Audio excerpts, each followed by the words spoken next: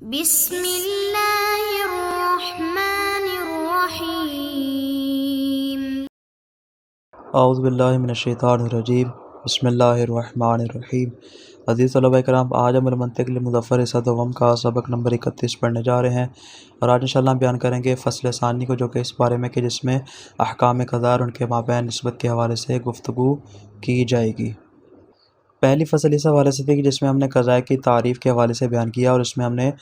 جتنے بنیادی قضاء ہمارے سامنے تھے ان کے حوالے سے گفتگو کی، اور اس میں ہم نے مختلف طرح کی تقسیمات کو آپ کے سامنے بیان کیا۔ اس فصل میں انشاءاللہ ہم قضاء کی آپس میں نسبت کے حوالے سے گفتگو کریں گے، اور یہ بیان کریں گے قضاء جو آپس میں کس طرح کا تعلق رکھتے ہیں۔ اگر ایک قضیے کو دوسرے قضیے کے ساتھ جوڑا جائے، نسبت دی جائے، تو ان کے درمیان کون سا تعلق ہوتا ہے، آیا دونوں ساتھ کا ہوتے ہیں، دونوں کاذب ہوتے ہیں۔ انشاءاللہ تمام تفصیلات جو ہے اس فصل کے اندر آ جائیں گی۔ فرماتے جس طرح ہم نے تصورات کی بحث میں، یعنی جو حصہ اول تھا، اس میں دو مفاہیم کو آپس میں نسبت دے کر بیان کیا تھا، یہاں پر بھی قضاء کے درمیان فرماتے نسبت کو بیان کریں گے، اور یہ بیان کریں گے کہ کیا یہ آپس میں موافق شمار ہوتے ہیں یا متباین شمار ہوتے ہیں۔ اس میں ہم کلی طور پر تین طرح کی ابحاث کو بیان کریں گے۔ پہلی بحث ہوگی تناقض اور اس کے ملحقات کے بارے میں، دوسری بحث ہوگی عکس مستوی اور اس کے ملحقات کے بارے میں، تیسری بحث ہوگی عکس نقیض اور اس کے ملحقات کے بارے میں۔ فرماتے مصنف اور منطقیوں کی روش یہ ہے کہ اصل بحث سے قبل ہمیشہ تمہید بیان کرتے ہیں۔ فرماتے پاس یہاں سوال اٹھتا ہے کہ منطق میں احکام قضاء کے حوالے سے بحث کی ضرورت ہی کیوں پڑتی ہے؟ آخر کیا وجہ بنی جس کی وجہ سے ہمیں یہ بحث ترتیب دینا پڑی؟ اور ہم نے کہا کہ فصل اول ہماری خود قضاء کے بارے میں، اور فصل ثانی قضاء کے احکام کے بارے میں ہوگی۔ مصنف فرماتے ہیں کہ اس سوال کا جواب یہ ہے کہ ہمارے ہدف اصلی، یعنی ہدف اصلی ہمارا کیا ہے؟ مجہول تصوری سے معلوم تصوری تک پہنچنا، جس کو ہم نے کتاب کی ابتدا میں بیان کیا تھا کہ جو ہمارا ہدف اصلی منطق میں کیا ہے کہ ہم مجہول تصوری کی جس چیز کے بارے میں علم نہیں ہے، اس سے ہم سفر کرتے کرتے اس مجہول کو معلوم میں تبدیل کر دیں۔ فرماتے مجہول تصوری سے معلوم تصوری تک پہنچنا، اور اس کے بعد فرماتے جب تصدیق کا مرحلہ آئے گا کہ جس میں ہم برہان اور استدلال قائم کریں گے، کہ جس کے بارے میں انشاءاللہ آخری تیسرا حصہ ہوگا، اس میں مکمل تفصیل سے گفتگو ہوگی۔ فرماتے برہان اور دلیل کے قائم کرنے میں اور مجہول سے معلوم تک پہنچنے میں ہمیں ان قضاء کے احکام کی ضرورت پڑتی ہے۔ جب تک ہمیں قضاء کے احکام معلوم نہیں ہوگے، فرماتے نہ تو ہم مجہول سے معلوم تک کا سفر کر سکیں گے، اور نہ ہی ہم کسی چیز کے اوپر برہان اور دلیل قائم کر سکیں گے۔ لہٰذا فرماتے ضروری ہے کہ دلیل اور برہان قائم کرنے کے لیے ہمیں قضاء کے احکام کو جاننا پڑے، ان سے آشنائی حاصل کرنی پڑے۔ اور کسی بھی دعویٰ کے اوپر برہان قائم کرنے کی ہمارے پاس دو قسمیں ہیں، ایک ہے براہ راست برہان قائم کرنا، اور ایک ہے انڈائریکٹلی، یعنی غیر مباشر طور پہ، براہ راست نہیں بلکہ بالواسطہ کسی واسطے کے ذریعے ہم کیا کرتے ہیں؟ برہان قائم کرتے ہیں۔ اگر تو براہ راست برہان قائم کیا جائے تو فرماتے یہ تو آسان ہوتا ہے، جیسے عالم کے حدوث کو ثابت کرنا۔ ہمارا مقصد اس بات کو ثابت کرنا کہ یہ کائنات حادث ہے، بس ہم کہیں گے کیا عالم متغیر ہے اور ہر متغیر حادث ہوتا ہے، بس عالم جو ہے وہ حادث ہوتا ہے۔ فرماتے اس طرح کو جو براہ راست ہم نے ثابت کرنا ہے، صغرا اور کبرا کو جوڑ کے، فرماتے اس کو تو ثابت کرنا اتنا مشکل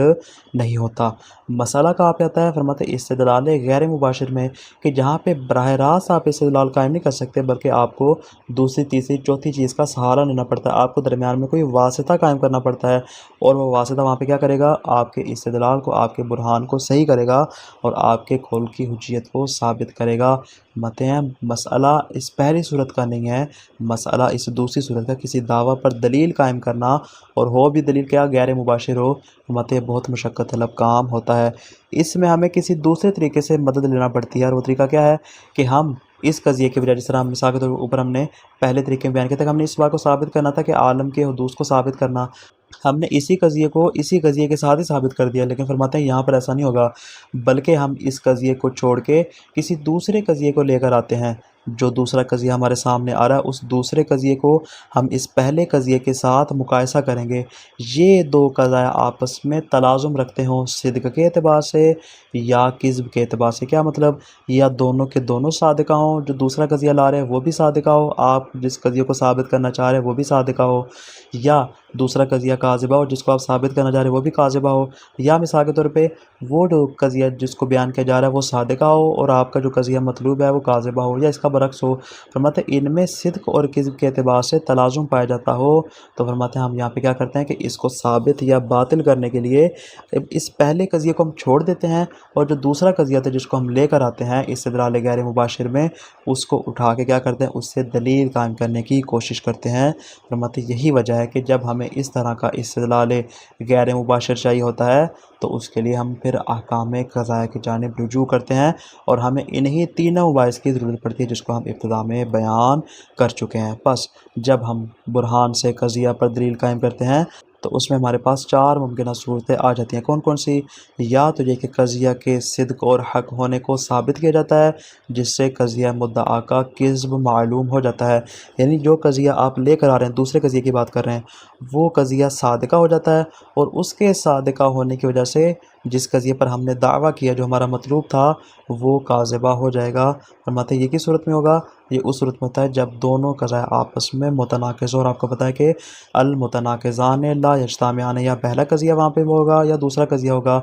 دونوں ایک جگہ پر جمع نہیں ہو سکتے۔ اگر پہلا صادقہ ہے تو دوسرا کاذبہ ہوگا، اگر دوسرا صادقہ ہے تو پہلا کاذبہ ہوگا۔ فرماتے ہیں یہاں پر بھی یہی صورتحال ہوگی، یا تو ہم اس صورت میں ثابت کریں گے، یہ ہوگی پہلی صورت، اور جو دوسری صورت ہے وہ اسی پہلی صورت کا ہی برعکس ہے کہ ہم کیا کرتے ہیں، قضیہ کے کذب و بطلان سے قضیہ مدعا علیہ کا صدق معلوم ہو جاتا ہے، یعنی جو قضیہ آپ بیان کر رہے ہیں اس کو کاذبہ ثابت کرتے ہیں جس کو آپ لے کر آ رہے ہیں، اور جو قضیہ آپ کا مطلوب ہے جس کو آپ نے ثابت کرنا ہے اس کو آپ صادقہ اور صحیح اور قول حق کے طور پہ ثابت کر دیتے ہیں۔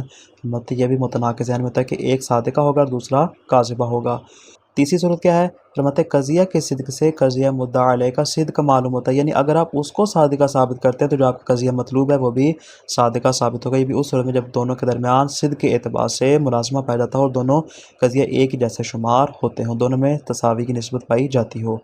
اور چوتھا کیا ہے؟ قضیہ کے کذب سے قضیہ مدعا علیہ کا کذب معلوم ہو جائے، یعنی تیسری صورت کا برعکس ہو جائے گا کہ جب وہ دوسرا قضیہ جس کو آپ پیش کریں دلیل کے طور پہ وہ جب کاذبہ ثابت ہو جائے گا تو جو قضیہ آپ کا ہے مدعا علیہ ہے وہ بھی کیا ہو جائے گا؟ کاذبہ ہو جائے گا۔ فرماتے پاس جب یہ چار طرح کی صورتیں ہمارے پاس آ جائے برہان میں تو فرماتے اس طرح کے قضایا سے آشنائی ضروری ہے تاکہ مباحث حجت و استدلال میں برہان اور دلیل قائم کرنے کا طریقہ معلوم ہو جائے۔ اس مقصد کے لیے ہم نے یہاں پر تین طرح کے مباحث کو تشکیل دیا ہے، پہلے تناقض کو بیان کریں گے، پھر عکس مستوی کو بیان کریں گے، اور آخر میں انشاءاللہ عکس نقیض کو بیان کریں گے۔ الفصل الثانی فی احکام القضایا او النسب بینہما، قضاء کے احکام اور ان کی نسبت کے بارے میں ہم نے ابتدا میں کہا تھا کہ ہماری گفتگو دو فصلوں میں ہوگی۔ پہلی فصل جو ہے وہ خود قضاء کے متعلق، اس کی تعریف اور اس کے بنیادی جتنی بھی اقسام تھے اس کو ہم نے بیان کیا۔ اب ہم ان کی تقسیمات کو جان لینے کے بعد ان کے احکام کی جانب اور خود قضاء کے مابین جو نسبت پائی جاتی ہے اس کی جانب ہم بڑھتے ہیں۔ تمہید، آج کی گفتگو انشاءاللہ تمہیدی ہے،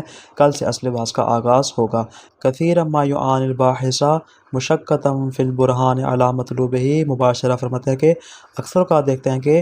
جو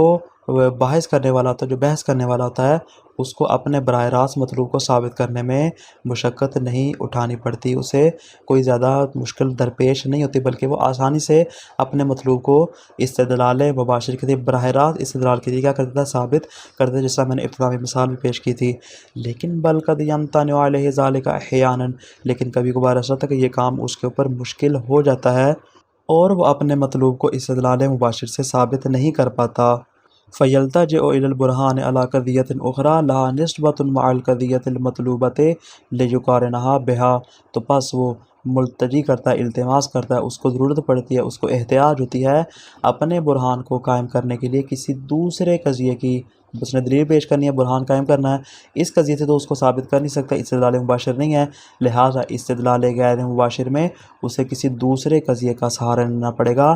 یہ دوسرا قضیہ کیا کام کرے گا؟ مطلب یہ جو دوسرا قضیہ ہوگا اس کی قضیہ مطلوبہ کے ساتھ، مطلوبہ یاد رہے یعنی وہ قضیہ جس کو ہم ثابت کرنا چاہ رہے ہیں، جس کے صدق کو یا جس کے کذب کو، مطلب جو قضیہ مطلوبہ اس کے ساتھ اس کی نسبت ہوگی، البتہ لیجقارنہا بہا، ان میں نسبت تقارن پائی جاتی ہے، ان کے درمیان ملازمہ پایا جاتا ہو۔ کس طرح کا ملازمہ؟ کہ فقد یحصل له من العلم بصدق القضیۃ المبرہن علیہا، العلم بن جائے گا یحصل کا فاعل، العلم بکذب القضیۃ المطلوبہ، کہ اس کو اس قضیہ مبرہن علیہ یعنی جس کے اوپر برہان قائم کیا جا رہا ہے اس قضیہ کے صادقہ ہونے سے قضیہ مطلوبہ کے کذب کا علم حاصل ہو جائے گا۔ آسان فہم کیا کہیں گے، جو قضیہ آپ دلیل کے طور پر پیش کر رہے ہیں جب وہ صادقہ ہو جائے گا تو اس کے صادقہ ہونے کی وجہ سے قضیہ مطلوبہ کاذبہ ہو جائے گا، اس طرح کہ ان کے درمیان تقارن اور ملازمہ پایا جاتا ہو، او بالعکس یا اس کا برعکس ہو۔ کیا مطلب، یعنی جو قضیہ مبرہن علیہ ہے جس کو دلیل کے طور پر پیش کیا جا رہا ہے وہ قضیہ کاذبہ ہو، اور جو قضیہ مطلوبہ ہے وہ اس کذب کی وجہ سے کیا ہو جائے، صادقہ ہو جائے۔ البتہ فرماتے ہیں یہ جو دو صورتیں ہم نے بیان کی ہیں، وذالک اذا کان ہناک تلازم بین صدق احداہما و کذب الاخری، جب دو قضاء کے درمیان صدق اور کذب کے اعتبار سے تلازم پایا جاتا ہو، ایک صادقہ ہو دوسرا کاذبہ ہو، پہلا صادقہ ہے تو دوسرا کاذبہ ہوگا، دوسرا صادقہ ہے تو پہلا کاذبہ ہوگا۔ وقد يحصل له من العلم، فرماتے ہیں دو صورتیں ہم نے بیان کر دی، یہاں سے تیسری اور چوتھی صورت کو بیان کر رہے ہیں۔ وقد يحصل له من العلم بصدق القضیۃ المبرہن علیہا العلم بصدق القضیۃ المطلوبہ، کبھی کبھار تو ایسا ہوتا ہے کہ قضیہ مبرہن علیہ جس قضیے کو بطور دلیل کے لایا جا رہا ہے، فرماتے ہیں اس کے صدق سے خود آپ کے قضیہ مطلوب کا صدق آپ کو معلوم ہو جائے گا، یعنی دونوں کے دونوں ہی صادقہ ہوں گے، کبھی ان کے درمیان اس طرح کا ملازمہ پایا جاتا ہے۔ اور چوتھی صورت کیا ہے، او من العلم بکذب الاولی العلم بکذب الثانیہ، جو دوسرا قضیہ پیش کیا جا رہا ہے دلیل کے طور پہ، فرماتے اس کے کذب کی وجہ سے جو آپ کا قضیہ مطلوبہ ہے اس کا کاذبہ ہونا آپ کو معلوم ہو جائے گا۔ یہ دو صورتیں کب ہوتی ہیں، وذالک اذا کان صدق الاولی یستلزم صدق الثانیہ او کان کذبھا یستلزم کذبھا، یا فرماتے ہیں کہ پہلے قضیے کا صادقہ ہونا دوسرے قضیے کے صادقہ ہونے کا ملازم ہو، یا پہلے کا کاذبہ ہونا دوسرے کے کاذبہ ہونے کو ملازم ہو۔ جب ان کے درمیان اس طرح کا تلازم، یعنی پہلے کے برعکس، پہلے کیا تھا، ایک صادقہ ہے تو دوسرا کاذبہ ہوگا، اگر دوسرا صادقہ ہے تو پہلا کاذبہ ہوگا، لیکن یہاں پر کیا ہے کہ اگر پہلا صادقہ ہوگا دوسرا بھی صادقہ ہوگا، پہلا کاذبہ ہے تو دوسرا قضیہ بھی کاذبہ ہوگا۔ یہ چار صورتیں ہمارے پاس آ جاتی ہیں استدلال غیر مباشر میں۔ فلا بد للمنطقی قبل شروع فی مباحث الاستدلال و بعد علمامہ بجملۃ من القضایا ان یعرف النسب بینہما، مطلب منطقی کے لیے ضروری ہے کہ قبل اس کے کہ وہ استدلال کی بات کو شروع کریں۔ انشاءاللہ یہ آخری فصل ہے، اس کے بعد جو اگلی بحث آئیں گی وہ ساری کی ساری مباحث حجت ہیں، تو مباحث حجت میں وارد ہونے سے پہلے اور استدلال اور دلیلیت کی گفتگو کرنے سے پہلے ضروری ہے کہ ہمیں ان قضایا کے بارے میں جاننا چاہیے کہ ان قضایا کی آپس میں کیا نسبت پائی جاتی ہے، حتی یستطیع ان یبرہن علی مطلوبہ احیانا من طریق البرہنۃ علی قضیۃ اخری، مطلب حتیٰ کہ وہ اس بات پر قادر ہو سکے کہ وہ اپنے مطلوب پر کبھی کبھار استدلال غیر مباشر کے ذریعے کیا کر سکے، استدلال کر سکے، اور استدلال کا طریقہ کیا ہو کہ اپنے مطلوب کو ثابت کرنے کے لیے برہان کے طریقے سے وہ کسی دوسرے قضیے کا سہارا لے کہ لہا نسبتھا مع القضیۃ المطلوبہ، اس دوسرے قضیہ کا پہلے قضیے کے ساتھ کیا ہو، نسبت اور تعلق اور ملازمہ پایا جاتا ہو، گویا کہ فینتقل ذہنہ من القضیۃ المبرہن علی صدقہا او کذبہا الی صدق او کذب القضیۃ التی یحاول تحصیل العلم بہا، مت پس وہ والا قضیہ کہ جس کے صدق کا یا جس کے کذب کے اوپر برہان قائم کیا جا رہا ہے، جس کو دلیل کے طور پر پیش کیا جا رہا ہے، اس کے صدق یا کذب سے اس استدلال کرنے والے کا ذہن منتقل ہوگا دوسرے قضیہ کا، کون سا قضیہ کہ جس کے بارے میں علم حاصل کرنا یہاں پر مطلوب ہے، یعنی وہی قضیہ مطلوبہ جس کو آپ یہاں پر ثابت کرنا جا رہے ہیں، فرماتے ہیں وہ والا قضیہ کہ جس کے بارے میں علم کو حاصل کرنا یہاں مقصود ہے، اس کے صادقہ ہونے یا اس کے کاذبہ ہونے کی طرف اس کا ذہن منتقل ہو جائے گا۔ آسان فارم میں کیا کہیں گے، یعنی ایک قضیہ جو قضیہ مبرہن علیہ ہے جس کو دلیل کے طور پر پیش کیا جا رہا ہے، اس کے صادقہ یا کاذبہ ہونے سے خود آپ کے قضیہ مطلوب کے صادقہ یا کاذبہ ہونے کا علم حاصل ہو جائے گا۔ والمباحث التی تعرف بہا النسب بین القضایا، فرماتے ہیں وہ والے مباحث کے جن کے ذریعے ہم ان قضایا کی نسبت کو معلوم کر سکتے ہیں وہ تین طرح کی ہیں، کون کون سی، مباحث التناقض، العکس المستوی، عکس النقیض و ملحقات، یہ تینوں مباحث اور ان کے ملحقات جس کو انشاءاللہ ایک ایک کر کے تفصیل سے بیان کریں گے۔ وتسمى احکام القضایا، فرماتے ہیں ان تینوں کو احکام قضایا کا نام دیا جاتا ہے۔ ونحن نشرع ان شاء اللہ تعالی فی هذه المباحث علی هذا الترتیب المتقدم، فرماتے ہیں جو ترتیب میں بیان کی اسی انداز سے اپنی بات کو تین حصوں میں تقسیم کریں، پہلے تناقض کو بیان کریں گے، پھر عکس مستوی کو، اور آخر میں عکس نقیض کو انشاءاللہ العزیز بیان کریں گے۔ تو خلاصہ کہ آج کے درس کا فصل اول قضائے کی تعریف اور ان کی اقسام بیان کرنے کے متعلق تھی۔ فصل ثانی قضائے کے احکام اور ان کی آپس میں نسبت کے حوالے سے ہے۔ ان میں 3 مباحث انشاءاللہ بیان ہوگی: تناقض، عکس مستوی، رقص نقیض۔ اصل مباحث کو بیان کرنے سے پہلے مصنف مقدمہ بیان کرتے ہیں۔ اس مقدمہ میں ان مباحث کی اہمیت اور ضروریت کو بیان کرتے ہیں کہ احکام قضائیہ چونکہ مجہول تصوری سے معلوم تصوری اور استدلال و برہان قائم کرنے مددگار ہیں، لہذا اس لیے ان کو بیان کیا جاتا ہے کیونکہ قضائیہ کا آپس میں صدق اور کذب کے لحاظ سے ملازمہ پایا جاتا ہے، جو کہ کسی بھی مستدل کے لیے جاننا بہت زیادہ ضروری ہے۔ والسلام علیکم ورحمۃ اللہ وبرکاتہ۔